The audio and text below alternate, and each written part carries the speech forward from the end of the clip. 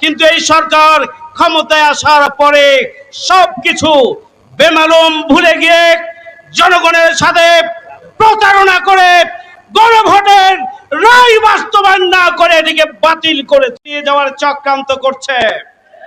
বাংলাদেশের জনগণ বৈষম্যহীন বাংলাদেশ চাই, খুন ধর্ষণ চাঁদাবাজ মুক্ত নিরাপদ বাংলাদেশ চাই, জনগণের অধিকার প্রতিষ্ঠার বাংলাদেশ চাই, বাংলাদেশের জনগণ সুখী সমৃদ্ধশালী বসবাসযোগ্য বাংলাদেশ চাই।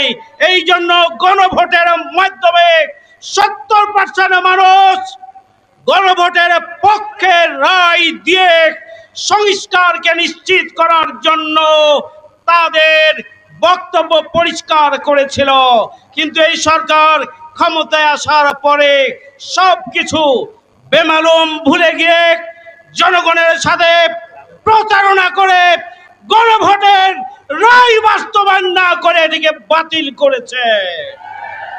বাংলাদেশের রাজনীতিতে এত বড় প্রতারণা জনগণের সাথে আর কেউ কোনোদিন করে নাই।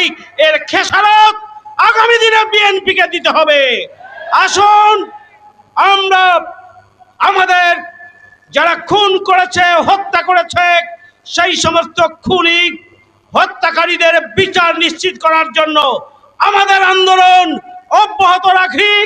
সরকার যে নতুন করে খুন ধর্ষণ লুটপাট চাঁদাবাজির মহোৎসব করছে তার বিরুদ্ধেও আমাদেরকে জেগে উঠতে হবে, ছেড়ে দেওয়া যাবে না। সবাইকে ধন্যবাদ। আল্লাহ হাফেজ। আসসালামু আলাইকুম।